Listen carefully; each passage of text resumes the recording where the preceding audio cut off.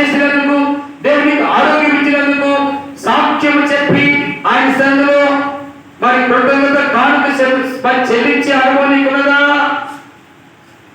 ఎక్కడుందో ఈ మాట చూడండి. మార్కు సువార్త 1వ అధ్యాయం,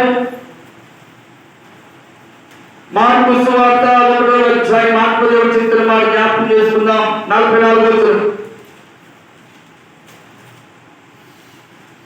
అప్పుడు ఆయన, ఎవరితోనూ ఏమి చెప్పకు సుమి, కానీ నువ్వు వెళ్ళి వారికి సాక్షాత్మై నీ దేహమును యాజకునికి కనపరుచుకొని నీవు శుద్ధులైనందుకు మోషే నియమించిన కానుకలను సమర్పించమని వారికి ఖండితముగా ఆజ్ఞాపించి వెంటనే వారిని పంపివేసిన. దేవునికి స్తోత్రం చెబుదా. ఖండితముగా ఆజ్ఞాపించారు ప్రభువు యేసు క్రీస్తు వారిని.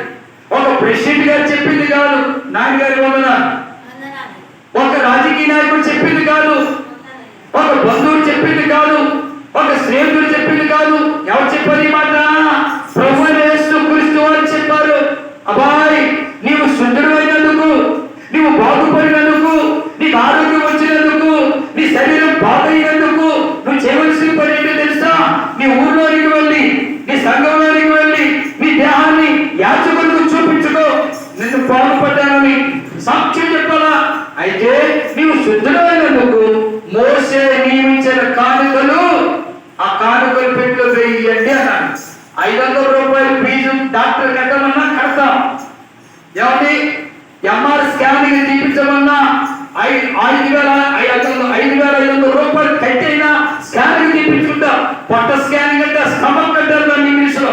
నాకు ఇంగ్లీష్ లో స్టమక్ స్కానింగ్ అంట, తక్కువ పొట్ట స్కానింగ్ అని చెప్పేసా.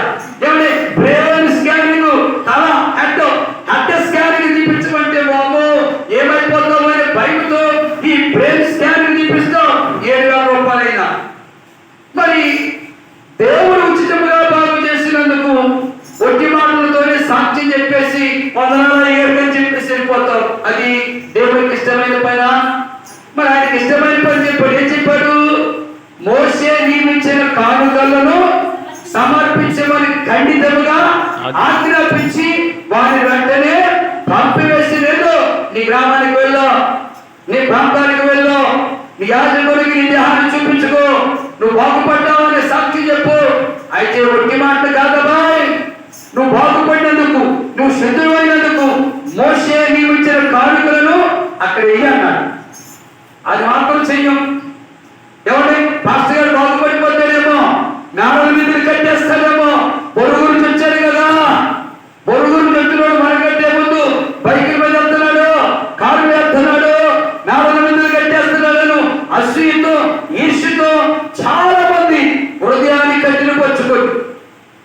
యేసుక్రీస్తు ప్రభుత్వం చెప్పాడు కదా, ప్రభు మాట్లాడాడు, ఇశ్రాయేలీయులట సిగ్గుమాలిన జనులు అన్నాడు. రెండవది ఇశ్రాయేలీయులట కఠిన హృదయులు అన్నాడు. మూడవది ఇశ్రాయేలీయులట తిరుగుబాటు చేసే ప్రజలు. కాబట్టి వారి ఎంతకు నిన్ను పంపుచున్నాను, వారు వినను వినకపోయినను నువ్వు మాత్రం ప్రకటన చేయాలి.